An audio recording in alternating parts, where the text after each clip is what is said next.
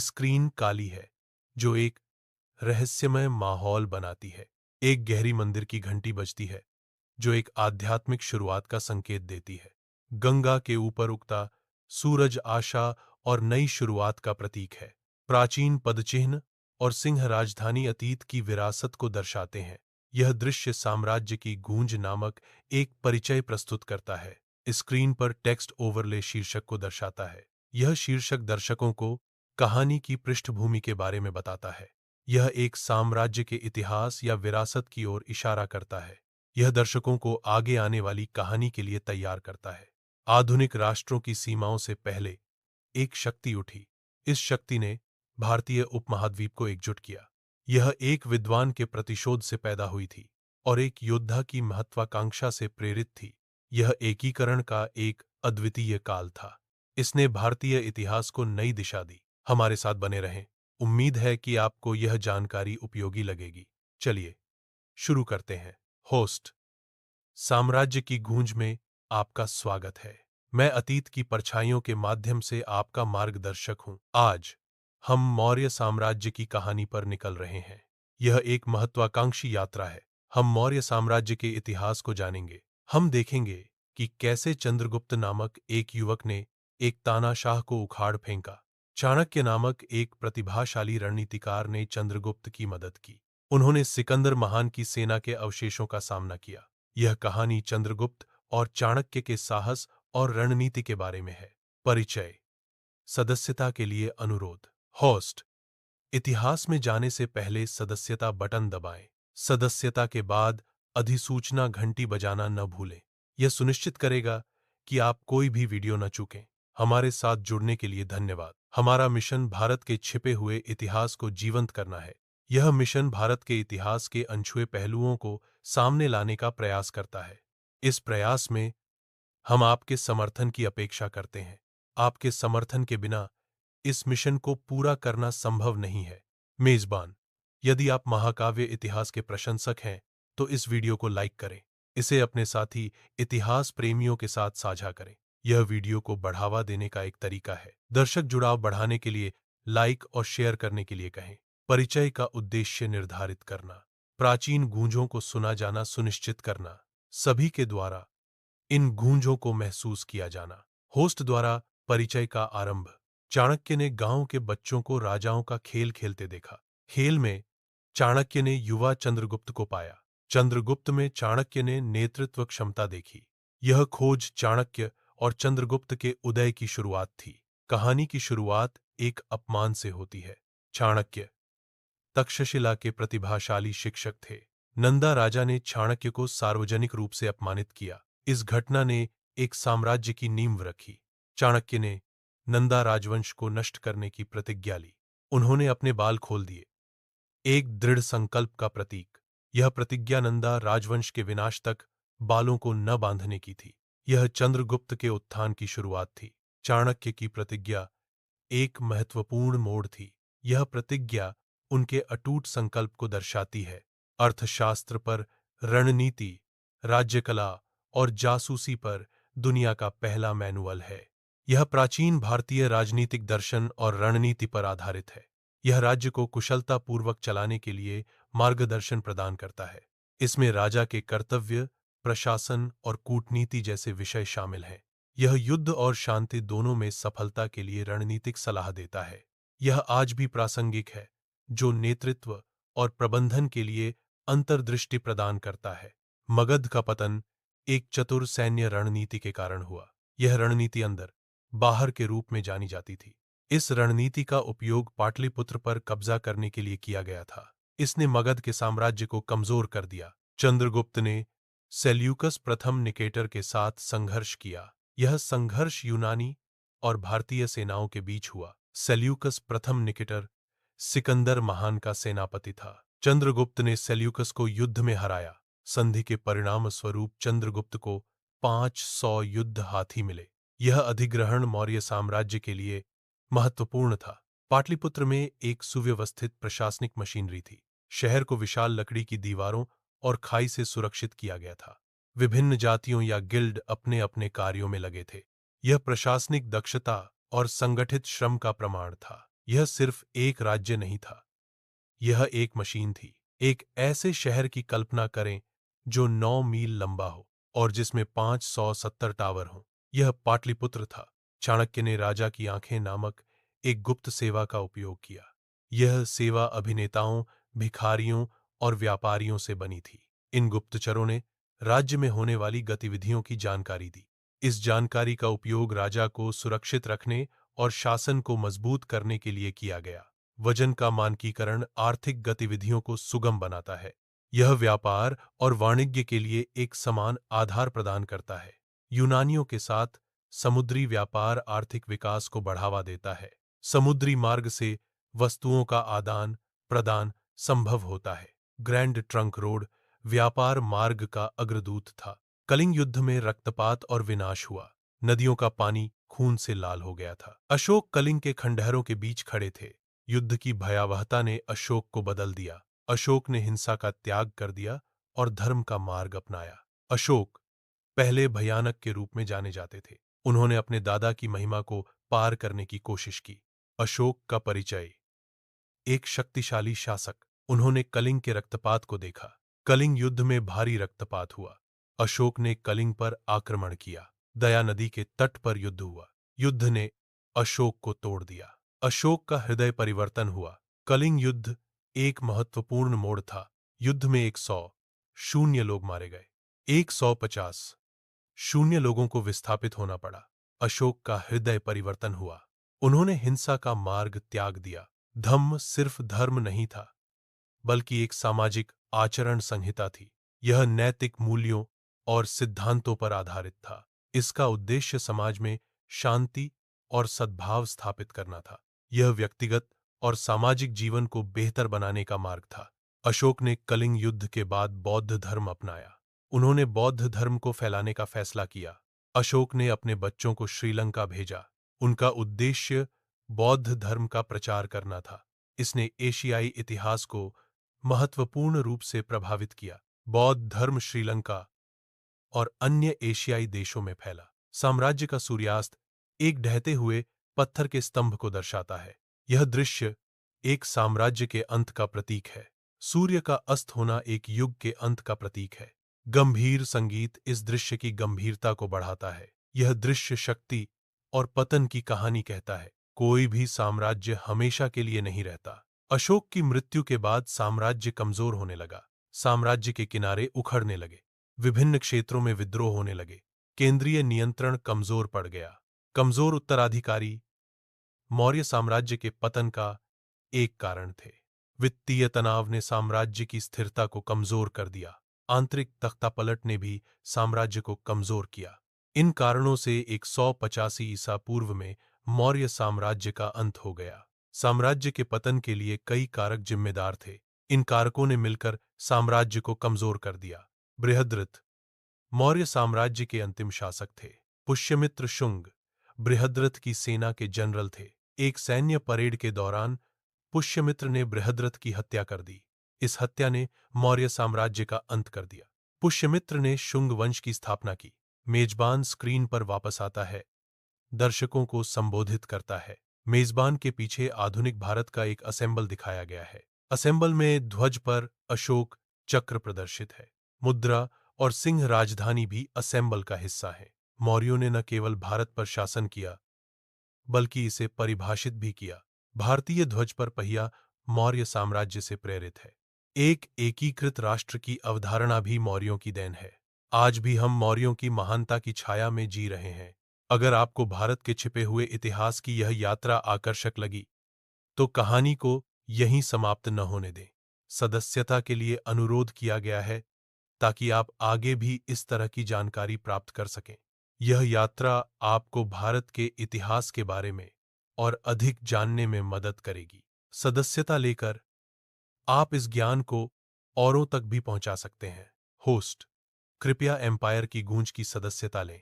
आपका समर्थन हमें इस तरह की और अधिक गहन गोताखोरी वाली वृत्तचित्र बनाने में मदद करता है। सदस्यता लेने से आप हमारे काम का समर्थन करते हैं।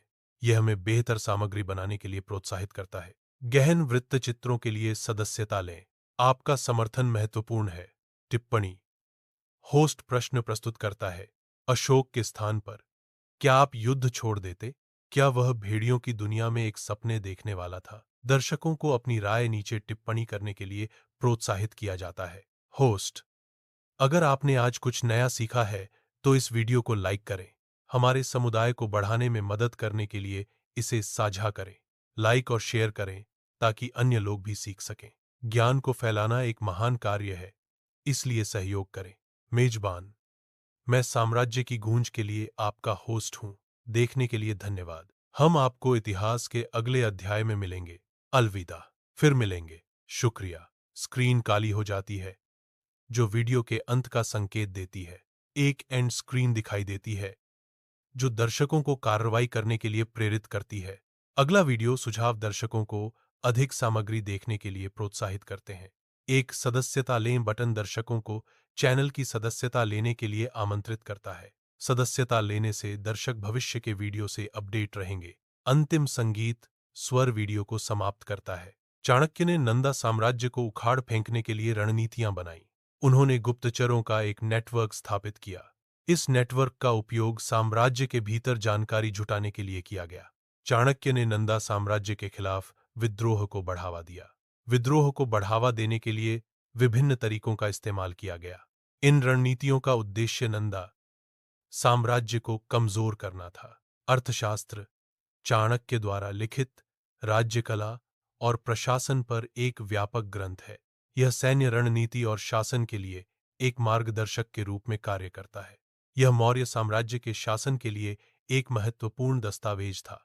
अर्थशास्त्र में राज्य के संचालन के लिए विस्तृत निर्देश दिए गए हैं। यह प्राचीन भारत की राजनीतिक और आर्थिक विचारधारा का महत्वपूर्ण स्रोत है। चाणक्य ने चंद्रगुप्त को प्रशिक्षित किया, उन्हें एक शक्तिशाली योद्धा बनाया। चंद्रगुप्त एक महान नेता बने। उन्होंने नंदा साम्राज्य को उखाड़ फेंका। पाटलिपुत्र मौर्य साम्राज्य की राजधानी एक सुव्यवस्थित शहर था। इसमें विभिन्न प्रशासनिक विभाग थे। ये विभाग साम्राज्य के विभिन्न पहलुओं का प्रबंधन करते थे। यह प्रशासनिक संरचना साम्राज्य को सुचारू रूप से चलाने में मदद करती थी। चाणक्य ने खतरों का अनुमान लगाने के लिए जासूसों का एक विस्तृत नेटवर्क बनाया।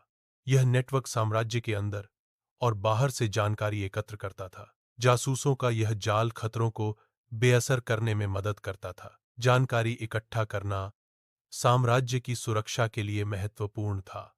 मौर्य साम्राज्य ने व्यापार को बढ़ावा देने के लिए वजन और माप को मानकीकृत किया। मानकीकरण से वाणिज्य में पारदर्शिता और दक्षता आई। इससे आर्थिक विकास और समृद्धि को बढ़ावा मिला। मानकीकृत प्रणाली ने व्यापारिक गतिविधियों को सुगम बनाया। ग्रैंड ट्रंक रोड मौर्य साम्राज्य के दौरान बनाया गया था। यह एक महत्वपूर्ण व्यापार मार्ग था। इसने साम्राज्य के विभिन्न हिस्सों को जोड़ा। इसने आर्थिक और सांस्कृतिक आदान प्रदान को बढ़ावा दिया। अशोक अपने प्रारंभिक शासनकाल में एक क्रूर शासक था। उसने अपने साम्राज्य का विस्तार करने के लिए कई सैन्य अभियान चलाए। उसका प्रारंभिक शासन विस्तारवादी नीतियों पर आधारित था। अशोक ने साम्राज्य विस्तार के लिए कठोर कदम उठाए। कलिंग युद्ध अशोक द्वारा लड़ा गया था। यह एक विनाशकारी युद्ध था। इसमें हजारों लोग मारे गए और घायल हुए। इस युद्ध का अशोक के जीवन पर गहरा प्रभाव पड़ा। युद्ध की भयावहता ने अशोक को बदल दिया। अशोक ने फिर कभी युद्ध न करने का संकल्प लिया। कलिंग युद्ध के बाद अशोक का हृदय परिवर्तन हुआ। युद्ध की विभीषिका से अशोक बहुत दुखी हुए। अशोक ने बौद्ध धर्म को अपनाया। उन्होंने अहिंसा का मार्ग चुना। अशोक ने धार्मिकता का पालन करने का संकल्प लिया। अशोक ने प्रजा के कल्याण के लिए कार्य किया। अशोक ने अपने साम्राज्य में धम्म का प्रचार किया। धम्म नैतिक सिद्धांतों और सामाजिक मूल्यों का एक समूह था। इसका उद्देश्य शांति को बढ़ावा देना था। इसका उद्देश्य न्याय को बढ़ावा देना था। इसका उद्देश्य सद्भाव को बढ़ावा देना था। धम्म का प्रचार साम्राज्य में महत्वपूर्ण था। अशोक ने बौद्ध धर्म को फैलाने के लिए मिशन भेजे। ये मिशन भारत और विदेशों में भेजे गए थे। इसका उद्देश्य बौद्ध धर्म को बढ़ावा देना था। इन प्रयासों से यह एक प्रमुख विश्व धर्म बन गया। अशोक का योगदान बौद्ध धर्म के प्रसार में महत्वपूर्ण है। अशोक ने अपने सिद्धांतों को जनता तक पहुंचाने के लिए शिलालेख खुदवाए। ये शिलालेख स्तंभों और चट्टानों पर खुदवाए गए थे। ये शिलालेख मौर्य साम्राज्य के इतिहास की जानकारी देते हैं। शिलालेख मौर्य प्रशासन के बारे में भी महत्वपूर्ण जानकारी प्रदान करते हैं। अशोक की मृत्यु के बाद मौर्य साम्राज्य कमजोर हो गया। कमजोर उत्तराधिकारी साम्राज्य के पतन का एक कारण थे। आर्थिक समस्याओं ने भी साम्राज्य को कमजोर किया। आंतरिक संघर्ष साम्राज्य के विघटन का कारण बने। बृहद्रथ अंतिम मौर्य शासक थे। उनके जनरल पुष्यमित्र शुंग ने उनकी हत्या कर दी।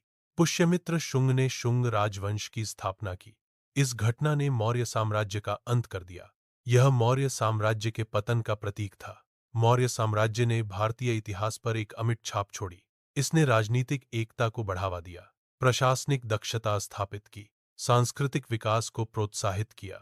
यह विरासत आज भी भारत को प्रेरित करती है। अशोक चक्र भारतीय ध्वज पर मौर्य साम्राज्य के मूल्यों का प्रतीक है। यह धर्म के सिद्धांत को दर्शाता है, जो धार्मिकता और कर्तव्य का पालन है। यह न्याय का प्रतिनिधित्व करता है, जो निष्पक्षता और समानता को बढ़ावा देता है। यह प्रगति का प्रतीक है, जो निरंतर विकास और उन्नति को प्रोत्साहित करता है। सिंह राजधानी भारतीय मुद्रा पर चित्रित है। यह मौर्य साम्राज्य की शक्ति का प्रतीक है। यह मौर्य साम्राज्य के गौरव को दर्शाता है। यह मौर्य साम्राज्य की विरासत का प्रतीक है। यह भारतीय मुद्रा का एक महत्वपूर्ण हिस्सा है। मौर्य साम्राज्य ने कला और वास्तुकला में महत्वपूर्ण योगदान दिया। पत्थर की नक्काशी मौर्य कला का एक महत्वपूर्ण हिस्सा थी। स्तंभों का निर्माण मौर्य वास्तुकला का एक महत्वपूर्ण पहलू था। मौर्य काल में कई स्मारकों का निर्माण किया गया था। मौर्य साम्राज्य में विभिन्न जातियों और व्यवसायों वाला एक जटिल सामाजिक ढांचा था। प्रत्येक जाति और व्यवसाय की अपनी भूमिकाएं और जिम्मेदारियां थीं। सामाजिक समूहों ने भी साम्राज्य के सामाजिक जीवन में महत्वपूर्ण भूमिका निभाई। यह संरचना साम्राज्य के सामाजिक संगठन और कार्यों को दर्शाती है। अशोक ने सभी धर्मों के प्रति सहिष्णुता की नीति अपनाई। उन्होंने विभिन्न धार्मिक संप्रदायों का समर्थन किया। इस नीति से धार्मिक सद्भाव को बढ़ावा मिला। अशोक की नीति ने सहिष्णुता को प्रोत्साहित किया। सभी धर्मों को समान सम्मान दिया गया। धार्मिक मामलों में हस्तक्षेप कम किया गया। मौर्य साम्राज्य ने व्यापार को बढ़ावा दिया। कृषि के विकास को प्रोत्साहित किया गया। उद्योगों का विकास भी हुआ। इसने आर्थिक समृद्धि में मदद की। मौर्य साम्राज्य के पास एक शक्तिशाली सेना थी। सेना में पैदल सेना और घुड़सवार सेना शामिल थे। हाथी और रथ भी सेना का महत्वपूर्ण हिस्सा थे। यह सेना साम्राज्य की रक्षा करती थी। साम्राज्य के विस्तार के लिए भी सेना आवश्यक थी। मौर्य साम्राज्य में न्याय और व्यवस्था बनाए रखने के लिए एक सुव्यवस्थित कानूनी प्रणाली थी। कानूनी प्रणाली में कानूनों का एक जटिल सेट शामिल था। विवादों को हल करने के लिए अदालतों की स्थापना की गई थी। अपराधों के लिए दंडों का प्रावधान था। कानूनों का उद्देश्य समाज में शांति और स्थिरता बनाए रखना था। यह प्रणाली साम्राज्य के कुशल प्रशासन में महत्वपूर्ण थी। मौर्य साम्राज्य में शिक्षा को बहुत महत्व दिया जाता था। ज्ञान और शिक्षा के प्रसार के लिए कई शिक्षण संस्थान स्थापित किए गए थे। इनमें विश्वविद्यालय, मठ और गुरुकुल शामिल थे। ये संस्थान शिक्षा के महत्वपूर्ण केंद्र थे। मौर्य साम्राज्य ने विज्ञान और प्रौद्योगिकी में महत्वपूर्ण उन्नति की। खगोल विज्ञान में ग्रहों और नक्षत्रों का अध्ययन किया गया। गणित में नई गणना विधियों का विकास हुआ। चिकित्सा में आयुर्वेद का विकास हुआ, जिसमें जड़ी बूटियों का उपयोग शामिल था। इंजीनियरिंग में बांधों, सड़कों और सिंचाई प्रणालियों का निर्माण हुआ। तकनीकी प्रगति ने साम्राज्य के विकास में महत्वपूर्ण योगदान दिया। मौर्य साम्राज्य ने साहित्य में महत्वपूर्ण योगदान दिया। इसमें महाकाव्यों का निर्माण हुआ। नाटकों की रचना भी की गई। इस काल में कविताओं का सृजन हुआ। कलाकृतियों का निर्माण भी मौर्य काल की देन है। साहित्य और कला दोनों ही समृद्ध हुए। मौर्य साम्राज्य ने एक समृद्ध सांस्कृतिक विरासत छोड़ी। यह विरासत आज भी भारतीय संस्कृति को प्रभावित करती है। मौर्य कला और वास्तुकला अपनी उत्कृष्टता के लिए जानी जाती है। सारनाथ का सिंह शीर्ष मौर्य कला का उत्कृष्ट उदाहरण है। अशोक के शिलालेखों ने धर्म और नैतिकता के मूल्यों को बढ़ावा दिया। मौर्य साम्राज्य ने भारतीय समाज को एक नई दिशा दी। चाणक्य ने दुश्मनों को हराने के लिए कूटनीतिक तकनीकों का इस्तेमाल किया। उन्होंने गठबंधन बनाकर अपनी स्थिति मजबूत की। चाणक्य ने जासूसी का उपयोग करके गुप्त जानकारी हासिल की। प्रचार के माध्यम से उन्होंने जनमत को प्रभावित किया। इन तकनीकों से चाणक्य ने अपने लक्ष्यों को प्राप्त किया। मौर्य साम्राज्य में एक केंद्रीकृत प्रशासन था। राजा सर्वोच्च शासक होता था। विभिन्न प्रशासनिक अधिकारी साम्राज्य का प्रबंधन करते थे। ये अधिकारी साम्राज्य के विभिन्न पहलुओं को देखते थे। केंद्रीकृत प्रणाली से शासन सुचारू रूप से चलता था। इससे साम्राज्य में स्थिरता और विकास हुआ। मौर्य साम्राज्य में भूमि राजस्व राज्य के लिए राजस्व का एक महत्वपूर्ण स्रोत था। इस प्रणाली में किसानों से करों का संग्रह शामिल था। यह राजस्व साम्राज्य के खर्चों को पूरा करने के लिए उपयोग किया जाता था। भूमि राजस्व प्रणाली मौर्य अर्थव्यवस्था की आधारशिला थी। मौर्य साम्राज्य ने कृषि उत्पादन बढ़ाने के लिए सिंचाई प्रणाली विकसित की। सिंचाई प्रणाली का उद्देश्य खाद्य सुरक्षा सुनिश्चित करना था। नहरों का निर्माण सिंचाई प्रणाली का एक महत्वपूर्ण हिस्सा था। जलाशयों और बांधों का निर्माण भी सिंचाई प्रणाली में शामिल था। मौर्य साम्राज्य ने व्यापार और संचार को आसान बनाने के लिए सड़कों का निर्माण किया। इन सड़कों ने साम्राज्य के भीतर वस्तुओं और विचारों के तेजी से आदान प्रदान को सक्षम किया। ग्रैंड ट्रंक रोड मौर्य काल की सबसे महत्वपूर्ण सड़क थी। यह सड़क साम्राज्य के पूर्वी और पश्चिमी हिस्सों को जोड़ती थी। ग्रैंड ट्रंक रोड ने व्यापार और सैन्य आवागमन को सुगम बनाया। मौर्यों का सड़क निर्माण साम्राज्य के विकास में महत्वपूर्ण योगदान था। मौर्य साम्राज्य में शहरों का निर्माण योजनाबद्ध तरीके से किया गया था। सड़कों, इमारतों और सार्वजनिक सुविधाओं का व्यवस्थित लेआउट था। शहरी नियोजन में जल निकासी और स्वच्छता का विशेष ध्यान रखा गया था। राजधानी पाटलिपुत्र एक उत्कृष्ट नियोजित शहर का उदाहरण था। मौर्य साम्राज्य ने जल प्रबंधन के लिए विभिन्न तकनीकों का इस्तेमाल किया। इसमें वर्षा जल संचयन तकनीक शामिल थी। कुओं का निर्माण भी जल प्रबंधन का एक महत्वपूर्ण हिस्सा था। जल वितरण प्रणाली भी मौर्य साम्राज्य में मौजूद थी। मौर्य साम्राज्य ने पर्यावरण संरक्षण को महत्वपूर्ण माना। वनों की कटाई रोकने के लिए कदम उठाए गए। प्रदूषण नियंत्रण के लिए प्रयास किए गए। वन्य जीवों के शिकार पर रोक लगाई गई। पर्यावरण संरक्षण के लिए कई उपाय किए गए। अशोक ने पशु कल्याण को बढ़ावा दिया। पशु बलि पर प्रतिबंध लगाया गया। जानवरों के प्रति दया दिखाई गई। जानवरों के प्रति करुणा को प्रोत्साहित किया गया। पशु कल्याण मौर्य साम्राज्य का एक महत्वपूर्ण पहलू था। अशोक ने मौर्य साम्राज्य में सामाजिक न्याय को बढ़ावा दिया। उन्होंने समाज के गरीब और वंचित वर्गों के लिए काम किया। दलितों के अधिकारों की रक्षा के लिए विशेष उपाय किए गए।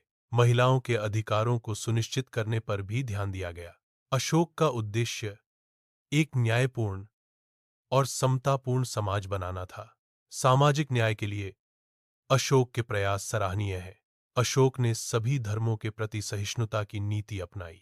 उन्होंने विभिन्न धार्मिक संप्रदायों का समर्थन किया। इस नीति से धार्मिक सद्भाव को बढ़ावा मिला। धार्मिक सहिष्णुता मौर्य साम्राज्य की विशेषता थी। अशोक का उद्देश्य सभी धर्मों के बीच शांति स्थापित करना था। उन्होंने धार्मिक भेदभाव को कम करने का प्रयास किया। मौर्य साम्राज्य ने विभिन्न संस्कृतियों के बीच आदान प्रदान को प्रोत्साहित किया। इस आदान प्रदान से कला के क्षेत्र में विकास हुआ, साहित्य के क्षेत्र में भी प्रगति हुई और विज्ञान के क्षेत्र में भी विकास हुआ। इसने साम्राज्य को सांस्कृतिक रूप से समृद्ध बनाया।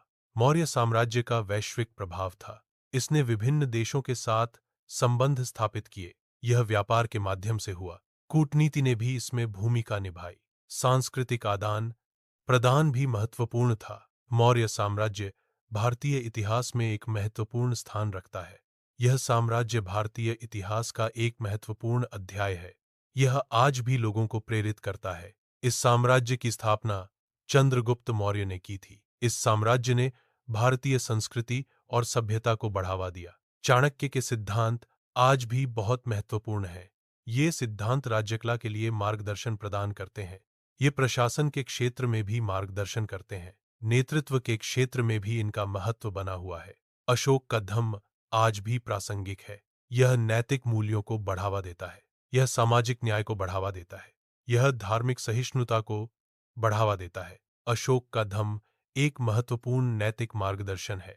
यह आज के समाज के लिए भी उपयोगी है। मौर्य साम्राज्य की कला अपनी सुंदरता के लिए आज भी सराही जाती है। इसकी शिल्प कौशल अद्वितीय है। इसका ऐतिहासिक महत्व भी बहुत अधिक है।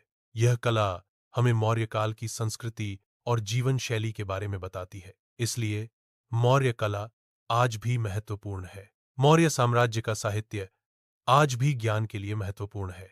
यह दर्शन के अध्ययन के लिए भी बहुत महत्वपूर्ण है।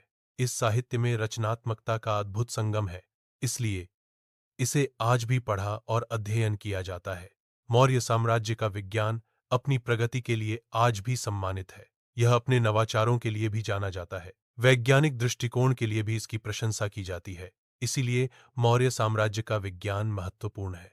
मौर्य साम्राज्य की विरासत आज भी प्रासंगिक है।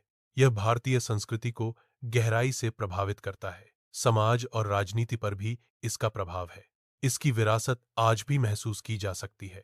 मौर्य साम्राज्य का अध्ययन भारतीय इतिहास को समझने के लिए महत्वपूर्ण है। यह छात्रों और विद्वानों के लिए एक महत्वपूर्ण विषय है। यह भारतीय संस्कृति और सभ्यता के बारे में जानकारी प्रदान करता है। इतिहासकार मौर्य साम्राज्य के अध्ययन से लाभान्वित होते हैं। यह प्राचीन भारत की गहरी समझ विकसित करने में मदद करता है। मौर्य साम्राज्य के ऐतिहासिक स्थलों का संरक्षण आवश्यक है। स्मारकों का संरक्षण भविष्य की पीढ़ियों के लिए महत्वपूर्ण है। कलाकृतियों का संरक्षण भी अनिवार्य रूप से किया जाना चाहिए। यह संरक्षण भविष्य की पीढ़ियों को ज्ञान प्रदान करेगा। वे इस महान साम्राज्य के बारे में जान सकेंगे और इस साम्राज्य से महत्वपूर्ण सीख प्राप्त कर सकेंगे। मौर्य साम्राज्य का स्मरण भारतीय इतिहास का सम्मान है। यह भारतीय संस्कृति के प्रति प्रशंसा को बढ़ावा देता है। यह साम्राज्य भारत के गौरवशाली अतीत का प्रतीक है। इसका स्मरण हमें अपनी विरासत से जोड़ता है। मौर्य साम्राज्य आज भी महानता प्राप्त करने की प्रेरणा देता है। यह न्याय के लिए लड़ने की प्रेरणा देता है। यह दुनिया को बेहतर बनाने की प्रेरणा देता है। मौर्य साम्राज्य के आदर्श आज भी प्रासंगिक हैं। मौर्य साम्राज्य सिखाता है कि शक्ति क्षणिक है, धन और विजय भी अस्थायी हैं, धर्म शाश्वत है। यह साम्राज्य सिखाता है। न्याय का महत्व मौर्य साम्राज्य ने बताया। करुणा का मूल्य भी शाश्वत है। ये शिक्षाएं मौर्य साम्राज्य से मिलती हैं। मौर्य साम्राज्य का संदेश शांति और सद्भाव के साथ रहने का है। यह सहिष्णुता के साथ जीने और सभी प्राणियों के प्रति दया दिखाने का संदेश देता है। यह करुणा के महत्व पर जोर देता है। यह साम्राज्य इन मूल्यों को अपने शासन में अपनाने के लिए प्रोत्साहित करता है। मौर्य साम्राज्य का भविष्य हमारी जिम्मेदारी है। हमें इसकी विरासत को संरक्षित करना चाहिए और इसके मूल्यों को बढ़ावा देना चाहिए। यह हमारी आने वाली पीढ़ियों के लिए महत्वपूर्ण है, ताकि वे भी इस महान साम्राज्य के बारे में जान सकें और इससे प्रेरणा ले सकें। मौर्य साम्राज्य का अंत हमें सिखाता है कि कोई भी साम्राज्य हमेशा के लिए नहीं रहता। यह हमें विनम्र रहने की शिक्षा देता है। यह हमें सावधान रहने की शिक्षा देता है और जिम्मेदार होने की शिक्षा देता है। मौर्य साम्राज्य का चक्र इतिहास की पुनरावृत्ति सिखाता है। यह अतीत से सीखने का महत्व दर्शाता है। अतीत की गलतियों से भविष्य में बचा जा सकता है। चक्र हमें सुधार की दिशा में प्रेरित करता है। ज्ञान और अनुभव से बेहतर भविष्य का निर्माण होता है। मौर्य साम्राज्य का सत्य धर्म, न्याय और करुणा में निहित है। यह साम्राज्य सिखाता है कि सच्ची शक्ति इन मूल्यों का पालन करने में है। धर्म का अर्थ है नैतिक सिद्धांतों का पालन करना। न्याय का अर्थ है सभी के साथ निष्पक्ष व्यवहार करना।